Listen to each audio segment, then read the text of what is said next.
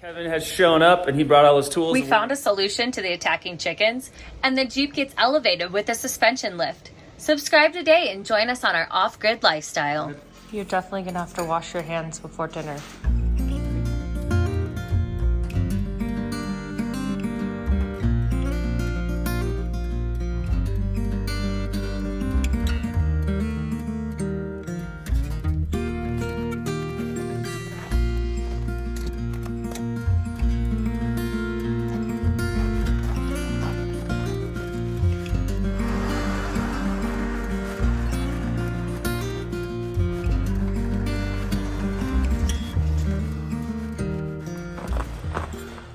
Good morning. Welcome back up to our homestead. It is a beautiful day out here. Sun's just peeking out right now.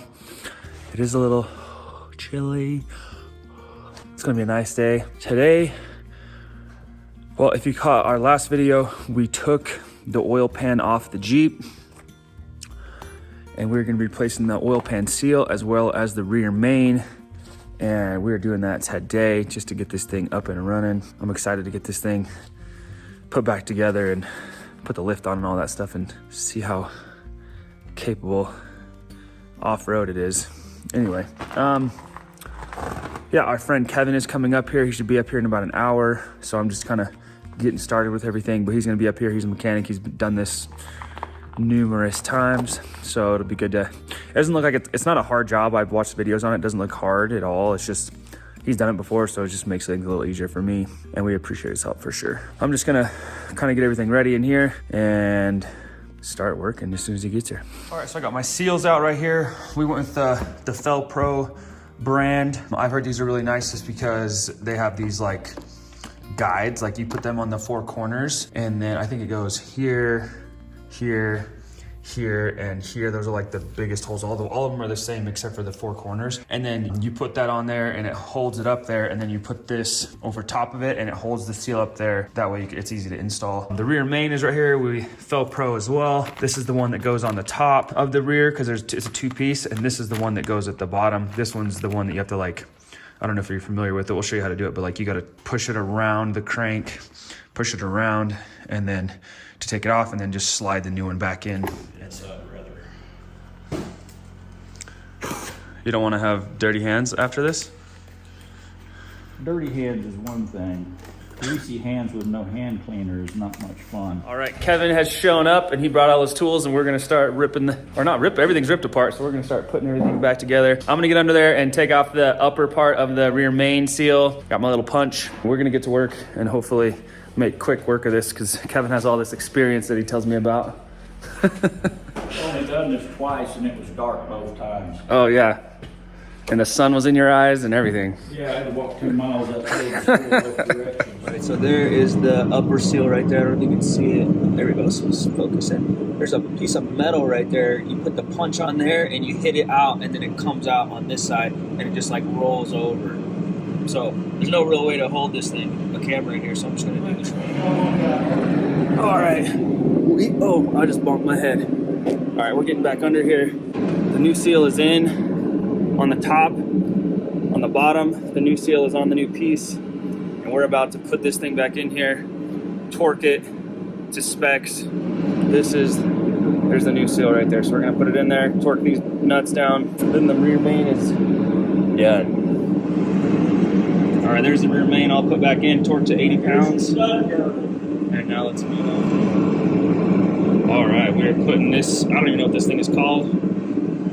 Rear main's put in there. We're putting this thing on now. We're just tightening all these down. We're gonna figure out what the torque specs is right now and tighten them all down. After that, time to clean off this seal, this edge, the surface, the mating surface of the oil pan, and then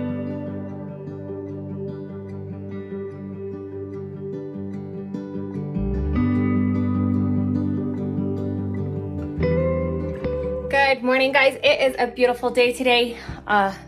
Don't mind this. I'm washing sheets and everything while Nick and Kevin are out working on the Jeep. I got some chores to take care of here in the trailer. Try to do my weekly chores, monthly, semi-annual, all the things while the kids are gone at Grammy's. It's a perfect time. But in the last video, I had told you about some product that I had bought to keep the chickens from plucking at each other and pecking, and the pecking order to kind of like die down. So I was going to share that with you because I forgot to show it in the last video. So this is it. It's called Pick No More. We aren't sponsored by them or anything. We've only used it one time and it seemed to be helping. The laying chickens here in the greenhouse are doing well. I kind of feel like they like it in here. Like the sun is shining, they're warm, they keep producing. Like I said, we're using IFA feed, it's going well, they're laying. This whole chicken thing is cool. Just going back to the roots and using all of our food scraps for either dog food or chicken food or the compost and not wasting any food just feels good to me. Like it's a whole new concept I'm not used to, and we're just like starting it off. We've only been doing it for like the last 6 months, but it just feels good not to be wasting food, and that just knowing the circle of life is just going and going and going, and it's really neat.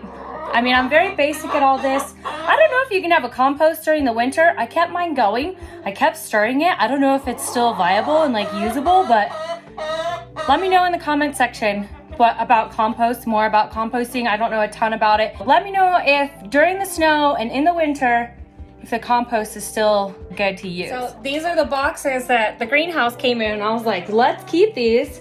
And when we eventually do our raised beds, we can put them in there. Well, I'm even more excited now because they have chicken fertilizer all over them. We love it. My meat birds are now laying eggs, which is perfect in this egg recession right now. This is awesome. So in looking at their tails, it looks like the pecking is kind of stopped. There's some right there, but you can see like the purple ointment is still on her. I'm not seeing like any bare skin anymore or any blood. That was what was concerning me. It's like seeing the blood and then they all bum rush her. It looks like they're doing well, that there's not really a pecking order going on right now, and that the feathers of the ones that were getting pecked are coming back in. I might be a little worried about this one right here. Looks like she's getting a little bald back there. I might try to put some more stuff on her.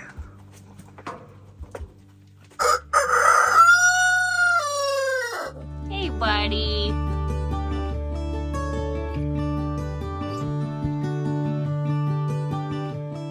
All right, I'm underneath the Jeep. Kevin's up here helping me out.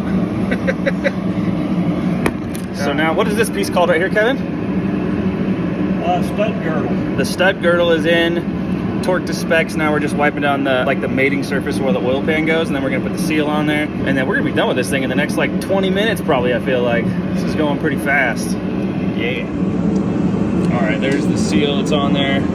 So it just has these 4 posts that you just kind of screw in a little bit, and then it just kind of it's just kind of sitting here, and then you put the oil pan on there, and then all these things are lined up. It's kind of convenient, super easy.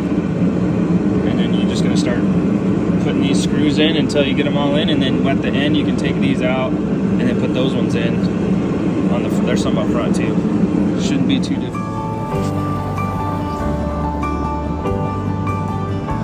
All right, well, we're done.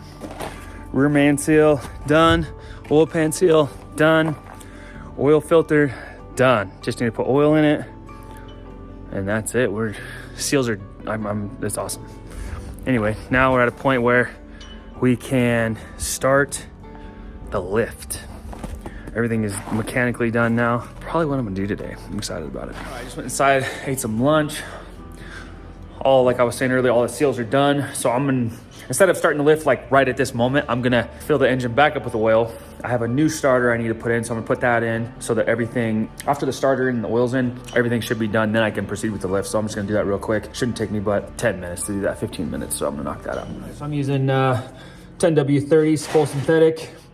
These 4.0s usually require, or they're 6 quarts. So this is 4, 5, and then I got another one sitting down there. So I'm gonna dump all this into the engine, and then we'll do the starter. All right, we ended up putting 5 quarts in. I checked the dipstick. It says it's right at the right levels. I'm gonna leave it right there for now and put the starter on. Once I get the starter on, I'll start it up, let it run for a minute or something, and then check the level again and just see if it lowers down a little bit now, because I got a new air filter or a new oil filter and everything like that. And we took the whole pan apart. So I imagine there's maybe some cavities here and there that don't have oil in it. Yeah, let's put the starter on. All right, here's the old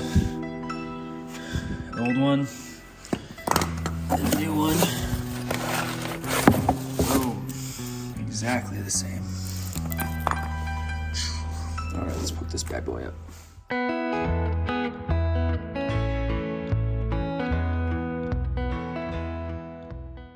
All right, starter's in.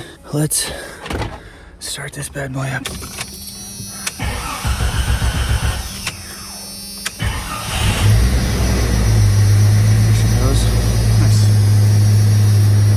Cool, we're good. Started up, everything's good. I did top off the oil a little bit. It was a little bit low after I started. I put about 3/4 of a quart in there. So we're good. Now, time to get started on the lift. I'm excited. We are at the point right now where I'm gonna install the coils. So I'm about to put those in both sides right now and then go to the next step. Let's do it.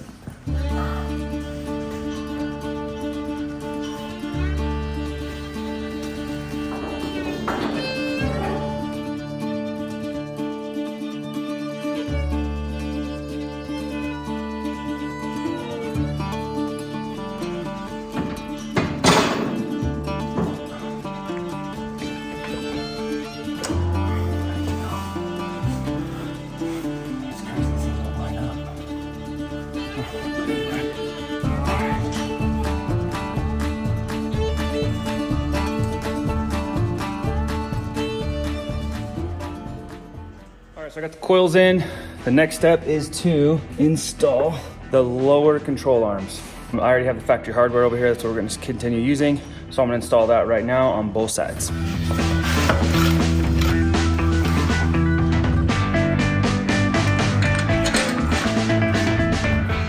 In the directions, it says to put the lower control arm on first before we remove the upper. It won't go in. So I'm gonna deviate from the instructions. I'm taking the upper off as well so I can get them in.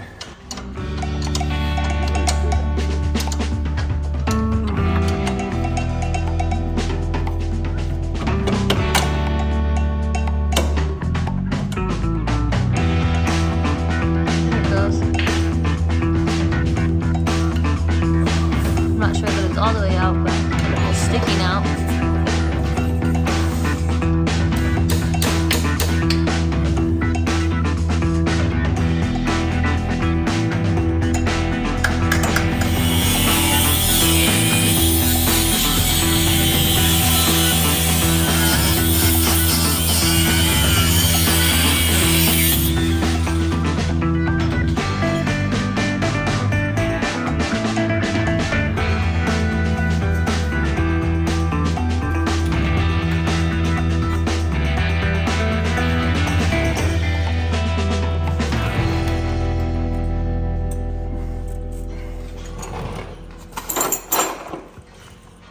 There's always that one bolt.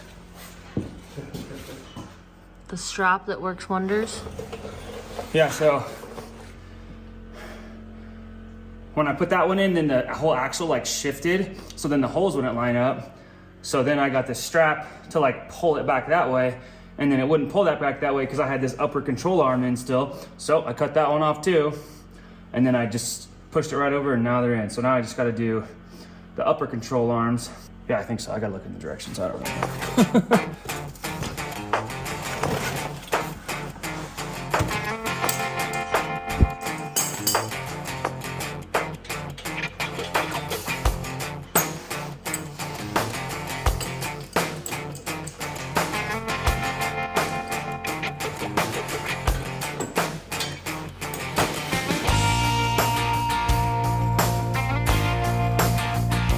Front of the lift is pretty much done. I have to attach the track bar once I get the tires on and the car is on the ground. Just put the struts on, everything is done. I don't know a few things, like it came with a new track bar, adjustable track bar, which seems awesome, but it already had an aftermarket one because it's had a lift on it, and the aftermarket one has like a Heim joint on the end of it, which seems like a better option than this one. When I take it to get aligned, I'm gonna take this with me, and then if this one's better, then I'll just swap it out, I guess.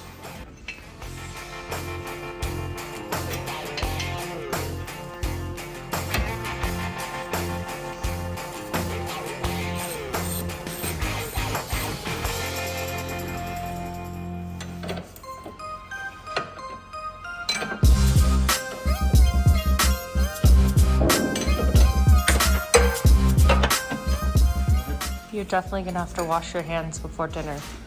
You think so? Doesn't it make like your food taste better? You have greasy food. And I'm not making fried chicken. I was thinking about chicken Alfredo, but not fried chicken.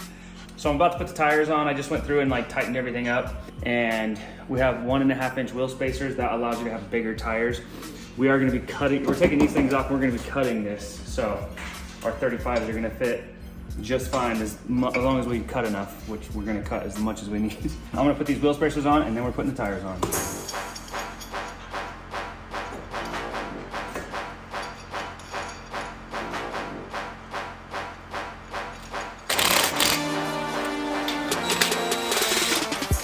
So someone's gonna say in the comments that wheel spacers are bad and blah, blah, blah. They are if you get the wrong ones. These are hub-centric. It's not gonna like wobble or anything, and it fits on the hub like perfectly. As long as you install them correctly, they should be fine.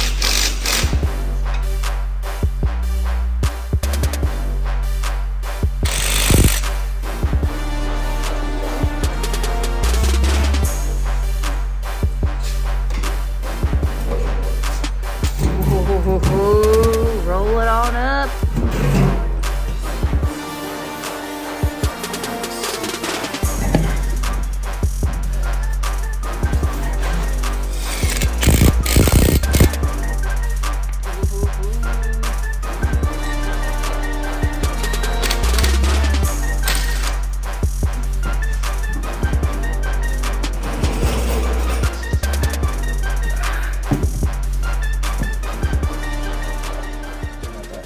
I'm just used to seeing like all those ones online.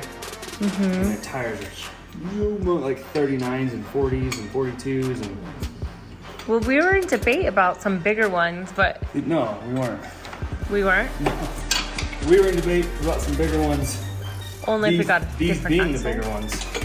Oh. We're gonna do 33s. These are 35.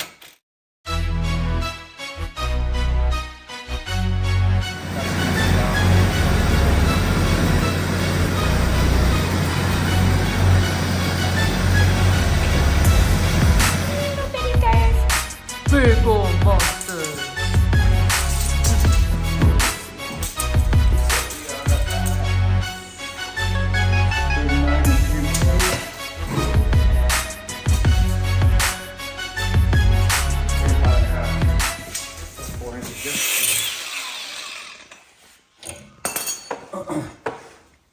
Is that giving you a hard time?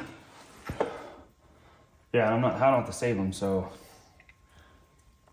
see you later. All right, so I went ahead and started the rear.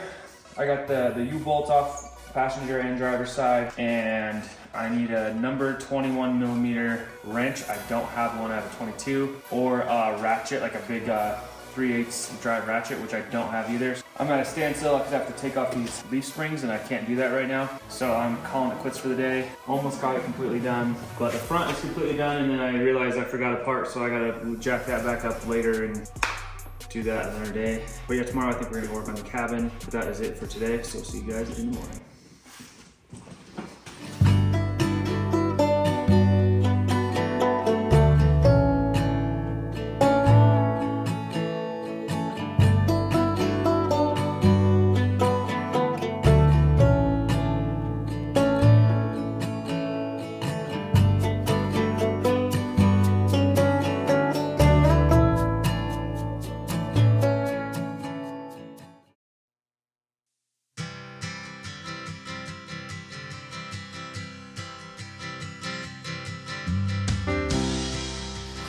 Oh, good morning, afternoonish, almost afternoon. We are at the cabin. We are ready to hang some more drywall. I'm gonna try because we need to get this done. So we gotta do it. Let's do it.